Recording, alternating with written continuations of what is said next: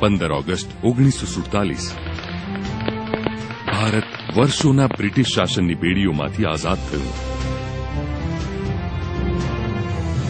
પરંતુ અંગ્રેજોનો ઈરાદો હતો કે ભારત આઝાદ તો થાય પણ એક ન થાય અને નાના નાના અનેક દેશી રજવાડાઓના ટુકડાઓમાં વેર વિખેર થઈને રહી જાય. સદનસીબે આપણી પાસે એક એવા મહાપુરુષ હતા જેમણે આ પ્રપંચોને સમજી અને જેણે પોતાની કુનેહભરી રાજનૈતિક સમજાવટ દ્વારા અંગ્રેજોની આ કૂટનીતિને નિષ્ફળ કરી અને આ છૂટાછવાયા રજવાડાઓને ભારતીય ગણતંત્ર સાથે જોડાઈ જવા સહમત કર્યા. ખરેખર આ મહાપુરુષને સાચા અર્થમાં કહી શકાય આધુનિક ભારતના શિલ્પી, જેમણે ન તો માત્ર વિભાજિત ભારતને સંગઠિત કર્યું પણ જૂના શાસનતંત્રમાંથી અંગ્રેજીપણાને દૂર કરી નવી ભારતીય શાસન પ્રણાલી પ્રસ્થાપિત કરી. તેમનો જન્મ તો એક સામાન્ય ખેડૂત કુટુંબમાં થયો હતો, પણ તેઓ ભારતના આખા ખેડૂત વર્ગને સંગઠિત કરી ભારતની સ્વતંત્રતાની ચળવળમાં જોડવા પાછળ પણ જવાબદાર હતા. તેમણે સ્વરાજના સિદ્ધાંતની સાથે સાથે સુરાજના સિદ્ધાંતને પણ પ્રોત્સાહન આપ્યું. આ એક એવા મહાપુરુષ હતા જે આપણા દેશને સમજતા હતા, જે સામાન્ય માણસની આકાંક્ષાઓને સમજતા હતા, અને એ હતા આપણા સૌના લોકલાડીલા આગેવાન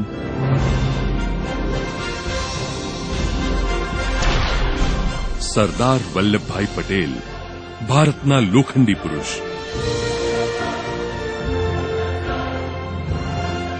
આજે સમગ્ર ગુજરાત માટે આ મહાપુરુષને શ્રદ્ધાંજલિ રૂપે એક વિશ્વ કક્ષાનું સૌથી વિશાળ સ્મારક અર્પવું એ ગર્વપૂર્ણ વાત બની રહી છે.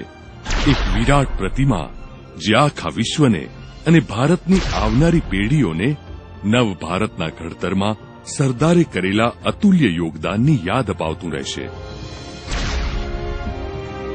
એક એવું સ્મારક કે જે ન્યૂયોર્કના સ્ટેચ્યુ ઓફ લિબર્ટી કરતા બમણી ઊંચાઈ ધરાવતું હશે, તેમજ રિયો ડી જનેરોના ક્રાઇસ્ટ ધી રિડીમરના સ્ટેચ્યુ કરતા લગભગ 5 ગણું અને વિશ્વનું સૌથી ઊંચું સ્મારક બનશે.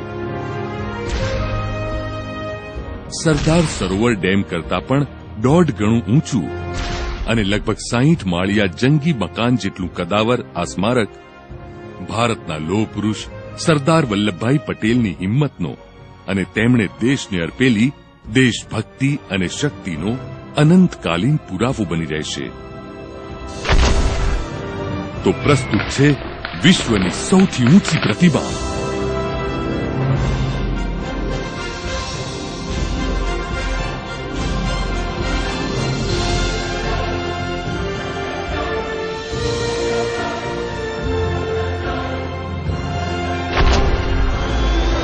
The statue of unity. ભારતના લોહ પુરુષ માટે ગુજરાતની નવીન પહેલ.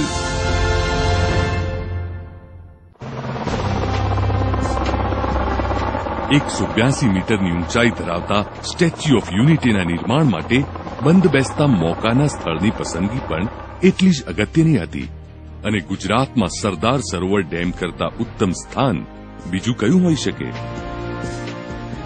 સ્ટેચ્યુ ઓફ યુનિટીની સ્થાપના કરવામાં આવશે નર્મદા નદી પરના ડેમથી 3 કિલોમીટર દૂરના અંતરે સાધુ બેટ પર અને સાતપુડા પર્વતમાળાની તળેટીમાં.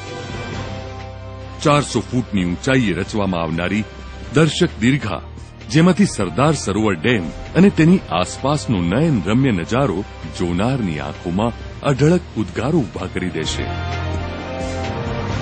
દુનિયાના અન્ય સ્મારકોની હારમાળામાં વધુ એક મૂક સ્મારક ન બની રહેતા સ્ટેચ્યુ ઓફ યુનિટી ચોક્કસ હેતુઓ પાર પાડતો જીવંત નમૂનો બની રહેશે.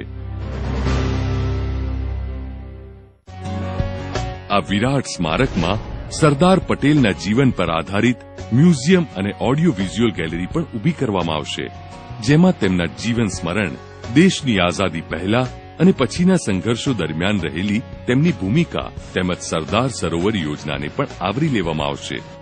આટલું જ નહીં, એક શાનદાર લેઝર શો તેમજ સાઉન્ડ અને લાઇટ શો પણ અહીંયા યોજવામાં આવશે. સ્ટેચ્યુ ઓફ યુનિટીની આસપાસના વિસ્તારોમાં પણ તમામ સુખ સુવિધાઓ તેમજ સર્વોત્તમ જોડાણો સાથે મનોરંજનના માધ્યમો વિકસાવવામાં આવશે. સ્મારકની આસપાસનું શાંત કુદરતી વાતાવરણ વાહન વ્યવહારના પ્રદૂષણથી મુક્ત રહી શકે તે હેતુ સાથે આસપાસના સ્થળોથી આ જગ્યાને ફેરી એટલે કે હોડી સર્વિસથી જોડવામાં આવશે. આ પ્રોજેક્ટ હેઠળ સરદારના પ્રિય વિષયો જેવા કે ખેતીવાડી વિકાસ, જળ વ્યવસ્થાપન, વનબંધુ વિકાસ, સુશાસન વ્યવસ્થા વગેરે ક્ષેત્રોના સંશોધન એકમો પણ સ્થાપવામાં આવશે.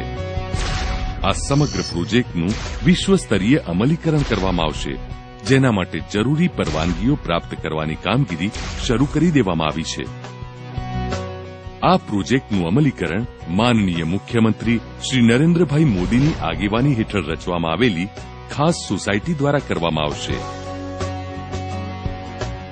સ્ટેચ્યુ ઓફ યુનિટી માત્ર રાષ્ટ્રીય સ્મારક જ નહીં પણ દેશના સન્માનનું પ્રતીક હોવાથી ખાનગી અને જાહેર ક્ષેત્રો પણ ઉત્સાહપૂર્વક પોતાનો રસ દાખવશે અને આમ આ આખો પ્રોજેક્ટ પબ્લિક પ્રાઇવેટ પાર્ટનરશીપનું સુંદર સીમાચિહ્ન બની રહેશે.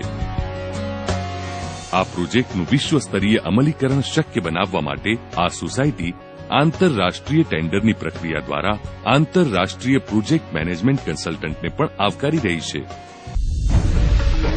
સક્રિયતાના દરેક ક્ષેત્રે ગુજરાત હંમેશાથી વિકાસની હરોળમાં સૌથી અગ્રેસર રહ્યું છે. વિશ્વનું સૌથી ઊંચું સ્મારક સ્ટેચ્યુ ઓફ યુનિટી બનાવવાની કલ્પના અને તેની ફળીભૂત થઈ રહેલી વાસ્તવિકતા આ માત્ર સરદારે આપણને આપેલા અમૂલ્ય વારસાની જ વાત નથી. એ તો છે સંદેશો જે આવનારી પેઢીઓ સુધી પહોંચાડવાનો છે. દેશની આઝાદીના લડવૈયાઓએ કરેલા સંઘર્ષનો સંદેશો, દેશને આઝાદીની પાંખો અર્પ્યા પછી પણ આપણા સૌના સ્વપ્નોને આર્થિક અને સામાજિક વિકાસની કાયમી ઉડાન આપવાનો સંદેશો.